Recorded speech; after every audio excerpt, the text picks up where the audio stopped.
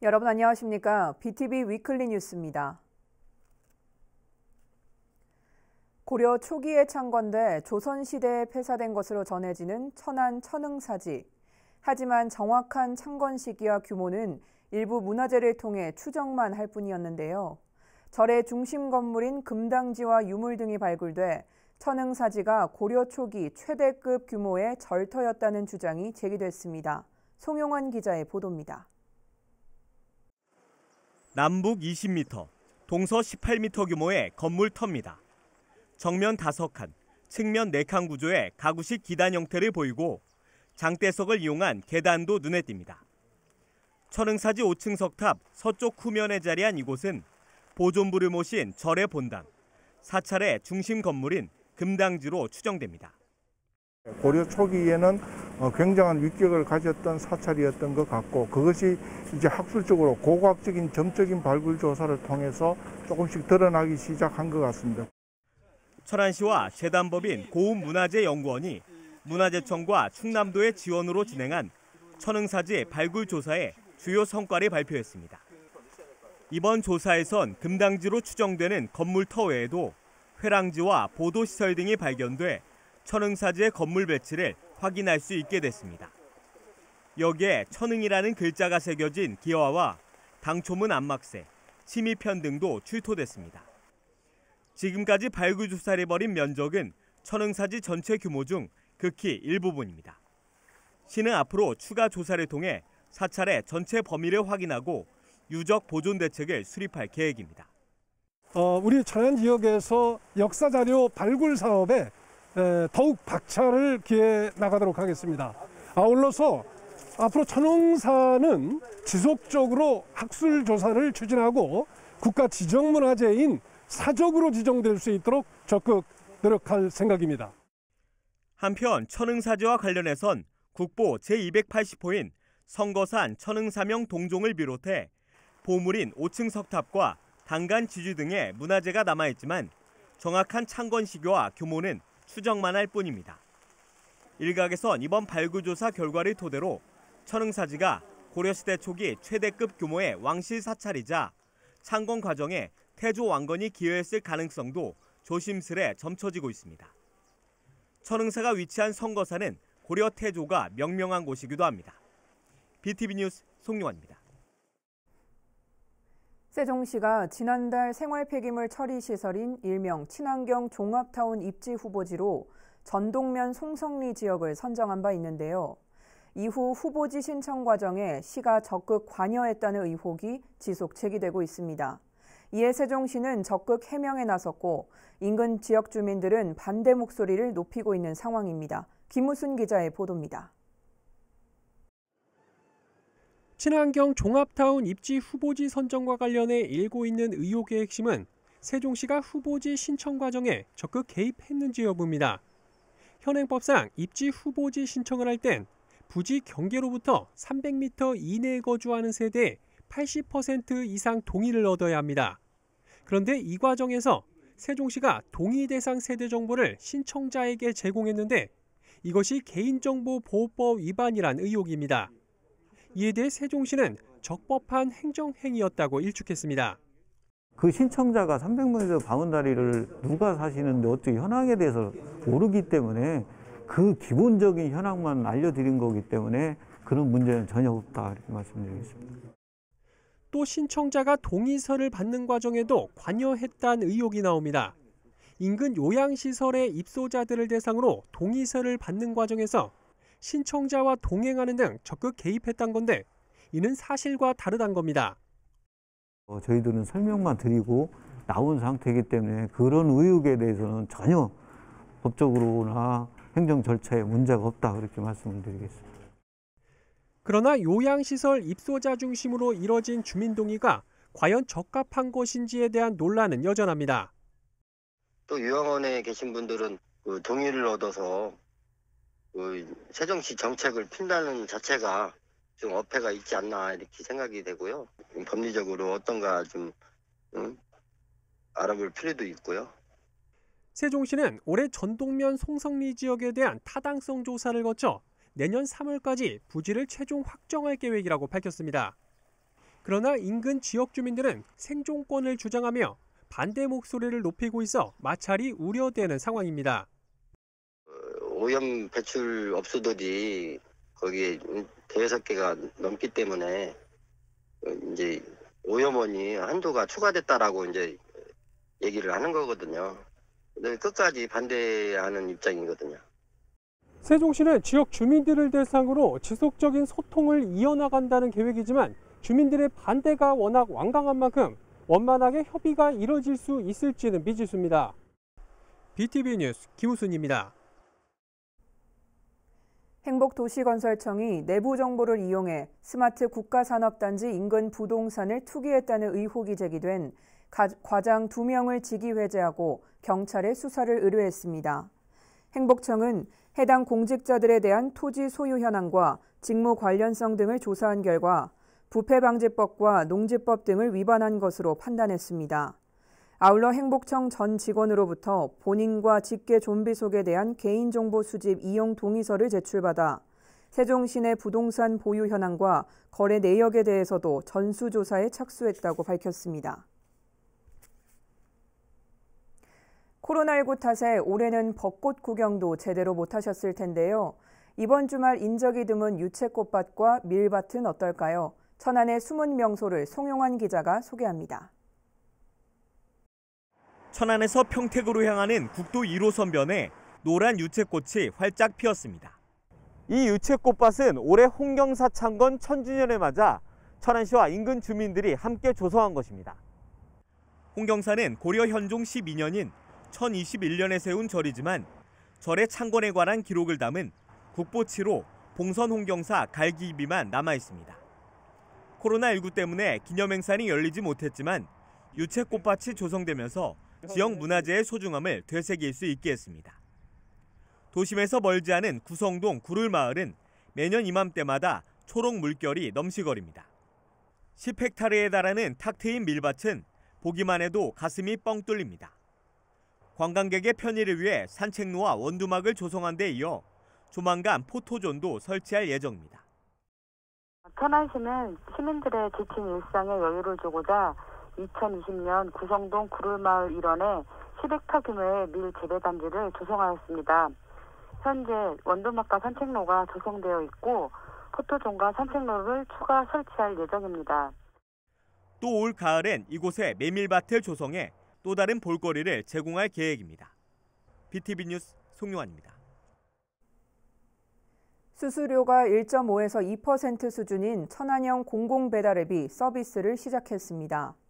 앞서 먹개비와 방구석 미식가, 배달이지 등 천안시와 협약을 맺은 민간 배달앱 업체들은 소상공인에게 저렴한 수수료로 서비스를 제공합니다. 광고비와 수수료 등 기존 배달앱의 가맹점 부담 수수료가 약 7에서 17%인 점을 고려하면 최대 15%가량 낮아질 것으로 예상됩니다. 해당 앱에서는 지역 화폐인 천안사랑 카드로도 결제가 가능해 캐시백 혜택도 받을 수 있습니다.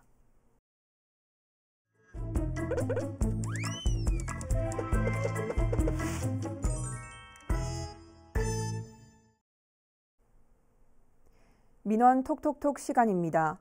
지난 4월 29일 정부가 행복도시의 부동산 시장 안정을 위해 주택 추가 공급 계획을 발표했죠.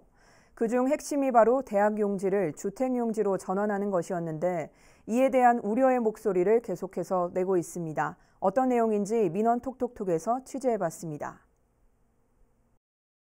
그중 핵심이 바로 대학 용지를 주택 용지로 전환하는 것이었는데요. 이에 대한 우려의 목소리가 잇따르고 있습니다. 지난 29일 행복청이 대학 캠퍼스 유치에 활용될 4-2 생활권 대학 부지의 일부를 주택 용지로 활용할 예정이라고 발표했습니다. 이에 세종시의회는 사전에 논의조차 없이 행복청이 일방적으로 주택 용지 전환 계획을 발표했다며 행복청의 대학 유치 의지의 진정성이 의문이라고 밝혔는데요. 우리 시민들의 이야기는 무엇일까요? 민원 톡톡톡에서 심층 취재해보았습니다. 2006년도에 도시개발 계획이 수립되며 4-2 생활권 부지와 4-6 생활권의 부지가 대학 용지로 확정됨에 따라 시민들은 대학 유치가 되어 청년층의 유입이 도시 자족 기능에 보탬이 된다며 긍정적인 입장이었습니다. 하지만 그로부터 15년이 경과한 지금 행복청의 갑작스러운 발표에 시민들은 다소 당황스러운 입장입니다. 그러니까 대학 부지 내에 기숙사라든지 이런 형태로는 저는 들어갈 수 있다고 여겨져요. 딱 대학 공간, 학문 공간은 들어가는. 그러나 그걸 침범하면서까지 이제 일반 주택, 아파트가 들어가는 문제는 별건으로 우리가 인구가 얼마만큼 되는지에 대한 어떤 장기적인 것도 한번 계획에 넣어봐야 되고요.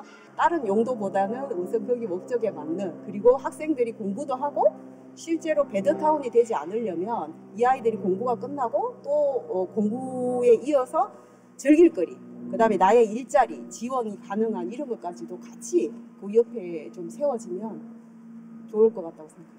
그 행복청에서 발표한 것은 굉장히 좀 실망스러워요. 예를 들어서 세종시가 어떤 발전을 하려면은 지금 뭐 굴뚝산업도 유치 못하고 국회에도 이전되고 그다음에 방송사도 이전해 오는 상황인데 앞으로 세종시가 발전할 것은 교육 쪽하고 문화 쪽이 발전돼야 된다고 생각하고 있거든요. 일생활관에서는 아름초등학교가 25실인데 지금 52개실로 수직 증축을 했어요. 아파트에 층수 높였는데 학교 용지는 그대로 있어요. 콩나물 시효가 된 거예요.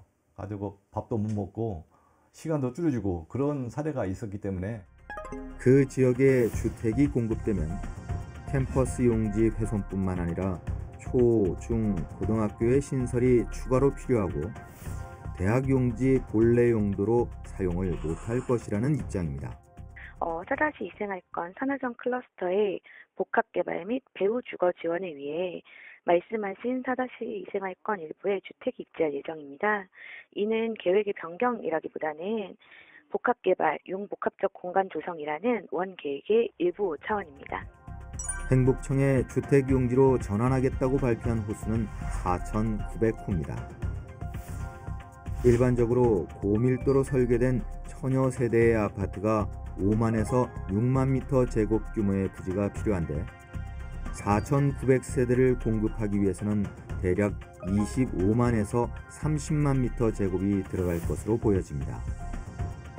이는 기존 대학 부지인 85만 미터 제곱의 30%에 달하는 면적입니다.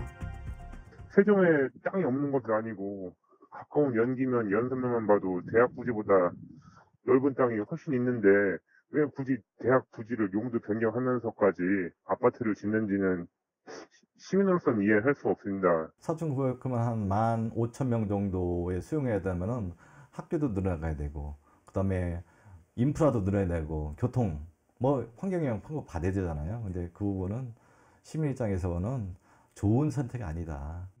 그러니까 주택용지도 굉장히 민감 문제니까 시민과의 어떤 공청회라든가 의견 수렴을 해가지고 어느 정도 논의가 된 다음에 했으면 훨씬 더 좋지 않았을까 그런 생각이 듭니다. 한편 세종시의 포털 커뮤니티에서는 세종 시민들 사이 대학 용지의 주택 용지 전환 문제에서 더 나아가 과연 대학 유치가 현실적으로 이루어질 수 있는 것인가에 대한 논란이 잇따르고 있습니다. 이처럼 여전히 논란의 절정에 있는 대학 부지의 주택 용지 전환 문제, 직접적인 이해관계에 놓인 행복청, 세종시, 시민들 간의 원활한 소통이 필요해 보입니다.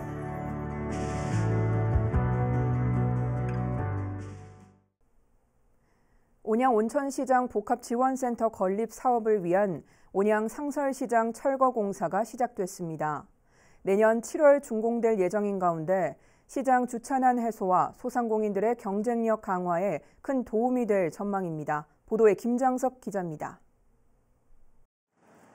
아산 온양 상설시장, 낡은 건물 철거 공사가 한창입니다.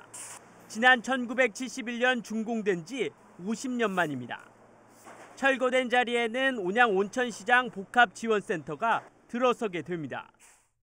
상설시장 철거를 시작으로 온양 온천시장 복합지원센터 건립이 본격화됩니다. 복합지원센터는 지상 4층 규모로 국비를 포함해 모두 166억 원이 투입됩니다. 지상 1층에는 상가 55곳이 입점될 예정이며 2층부터 4층까지는 주차장 210면이 조성됩니다. 기존 시장 공영 주차타워와 역 하부 공영 주차장까지 합하면 주차 대수는 모두 502면으로 주차난 해소에 큰 도움이 될 전망입니다. 아산시는 오는 7월까지 시장 건물 철거를 마치고 8월부터 착공에 들어가 내년 7월 준공을 목표로 하고 있습니다. 온양 시민들이 이용하는 데 충분한 주차 공간을 마련을 하고 또한 이를 통해서 온양온천 시장이 조금 더 지금보다 활성화될 것으로 현재는 기대하고 있습니다. 주차난 해소와 소상공인 경쟁력 강화까지 온양온천시장 복합지원센터 건립이 시장 활성화로 이어질 수 있을지 기대를 모으고 있습니다. PTV 뉴스 김장섭입니다. 아산시가 올해 무공해 수소 시내버스 6대를 추가 도입합니다. 이에 따라 시는 이달 말부터 시내버스 넉 대를 노선에 우선 투입하고 나머지 2대는 오는 8월부터 추가로 운행할 예정입니다. 앞서 시는 지난해 12월 충청 경기권 최초로 수소버스 넉 대를 시내버스 정규 노선에 투입했으며 초사동 복합 공영차고지에 수소 충전소를 설치하는 등 수소 모빌리티 선도 도시에 앞장서고 있습니다. 아산시 탕정 택지개발지구 마을명이 한들 물빛도시로 결정됐습니다. 한들 물빛도시는 넓은 탕정들과 곡교천의 수려한 경관, 신도시의 아름다운 야경을 뜻하는 순우리말을 조합한 것으로 지역 주민 설문조사 시 약 99%가 지지했습니다. 한편 이번 마을명은 지난해 5월부터 시민단체의 적극적인 참여와 용역을 통한 설문조사, 의견 수렴 과정을 거쳐 결정됐습니다. 아산시가 코로나19 장기화로 피로가 누적된 직원들에게 최대 2일의 특별 휴가를 부여하기로 했습니다. 이는 지난해부터 지속된 코로나19 상황에서 방역과 지도 단속, 백신 예방접종 지원, 자가격리자 관리 등 코로나19 대응과 산불 근무를 실시한 직원들을 격려하기 위해서입니다. 휴가는 부서장 책임하에 업무 공백을 최소화하는 방식으로 사용됩니다. 지난해 역대 최장기간 이어진 장마로 전국이 막대한 비 피해를 입은 바 있는데요. 세종시에서도 여러 피해가 있었지만 그중 다리 2개가 유실됐던 기억이 아직 남아 있습니다.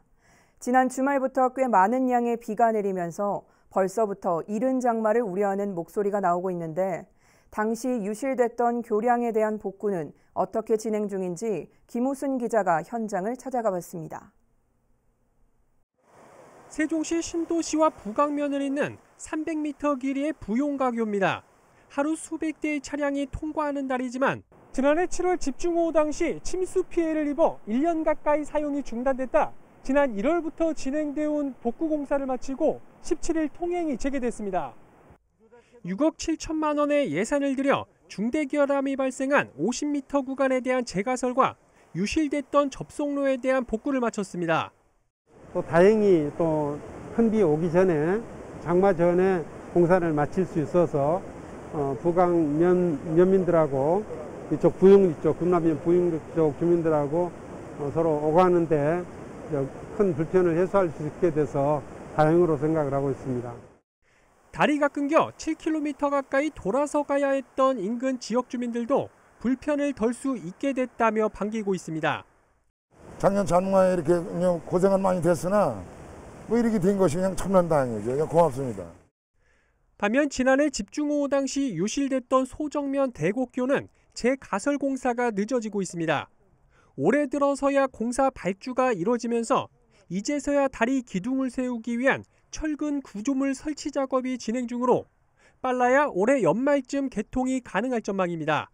문제는 장마가 다가오고 있다는 겁니다. 다리 공사를 위해 임시도로를 설치했는데 이것이 물길을 막는 역할을 해 자칫 집중호우가 내릴 경우 인근 농경지나 건물로 물이 넘칠 수 있어 주민들이 불안해하고 있습니다. 왜 이렇게 더디대? 그래도 이게 지금 빨리 이루어져야 되는데 이게 보통 문제가 아니야 이 동네 사람들은. 한편 세종시에선 지난해 최장기간의 장마와 3개의 연이은 태풍 등으로 모두 13억 7천만 원에 이르는 피해를 입은 바 있습니다. 올해도 국지적 집중호우와 태풍이 잦을 거란 예보가 벌써부터 나오고 있는 만큼 피해를 최소화하기 위한 꼼꼼한 사전 점검이 필요해 보입니다. BTV 뉴스 김우순입니다. 세종시가 코로나19는 물론 식중독 예방을 위해 식당 내 손소독기 설치 비용을 지원합니다. 지원 대상은 식품 접객업소로 일반 음식점과 휴게 음식점, 제과점이 해당되며 지원액은 손소독기 금액의 70%로 최대 30만 원까지 지원합니다. 신청 기간은 다음 달 18일까지며 사업 예산이 1,500만 원인 점을 고려해 현장 조사 등을 거쳐 영세업소 50여 곳을 선정해 지원할 계획입니다. 35일간의 일정으로 열리는 제69회 세종시의회 정례회가 개회했습니다. 이번 정례회는 20일 열린 1차 본회의를 시작으로 24일까지 시청과 교육청이 제출한 추경안을 심의하고 다음 달 1일부터 9일까지 행정사무감사를 진행하는 일정으로 진행됩니다. 이태환 의장은 개회사에서 지방의회 부활 30주년이 되는 해를 맞아 다음 달 중 국회 본회의에서 국회 세종의사당 설치를 담은 국회법 개정안이 통과될 수 있도록 힘을 모아줄 것을 당부했습니다. 세종시는 지난 2018년과 2019년 2년 연속으로 교통사고 분야 안전지수 평가에서 가장 낮은 5등급을 받았습니다. 특히 어린이 교통사고와 이륜차 사망자 증가율은 전국에서 최고라는 오명을 쓰기도 했는데요. 과연 지난해는 어땠을까요? 김우순 기자가 최근 공개된 교통사고 지수를 분석해봤습니다. 먼저 교통사고 사망자 수가 크게 줄었습니다. 최근 정부와 경찰청이 내놓은 자료를 보면 세종시의 지난해 교통사고 사망자는 모두 7명으로 2019년 15명과 비교해 절반 이상 감소했습니다. 전국 광역자치단체 가운데 가장 높은 감소율입니다. 인구 10만 명당 교통사고 사망자 수 역시 세종시는 평균 2명으로 전국 평균인 5.9명보다 크게 낮았습니다. 특히 어린이 교통사고 건수가 크게 줄어든 점이 눈에 띕니다. 전체 사고 건수는 64건에서 32건으로 절반가량 줄었고 어린이 보호구역에서도 4건에서 3건으로 1건 줄어든 것으로 나타났습니다. 배달 문화 확산으로 몇 년 새 크게 늘었던 이륜차 교통사고 사망자도 대폭 감소했습니다. 전국적으로는 사망자가 5.4% 증가한 반면 세종시는 2019년 5명에서 지난해 2명으로 오히려 60%나 줄었습니다. 지난해 교통안전 종합대책을 마련해 관련 기관과 합동단속은 물론 지속적인 계도 활동을 펼친 성과로 세종시는 보고 있습니다. 어린이 교통안전 종합대책을 수립 시행하는 등 시설, 제도, 문화 등 여러 측면에서 정책을 추진해 왔습니다. 교통안전공익제보단과 아파트 입주자 대표 연합회, 녹색 어머니회 등 시민들의 적극적 관심과 참여도 중요한 역할을 하였습니다. 세종시는 교통안전 인프라 구축에 지난해 30억 원의 예산을 투입한 데 이어 올해도 33억 원을 투입해 스쿨존과 신규 아파트 입주 지역을 중심으로 무인 교통단속 장비를 설치할 계획이라고 밝혔습니다. BTV 뉴스 김우순입니다. 이상으로 BTV 위클리 뉴스를 마칩니다. 시청해주신 여러분 고맙습니다.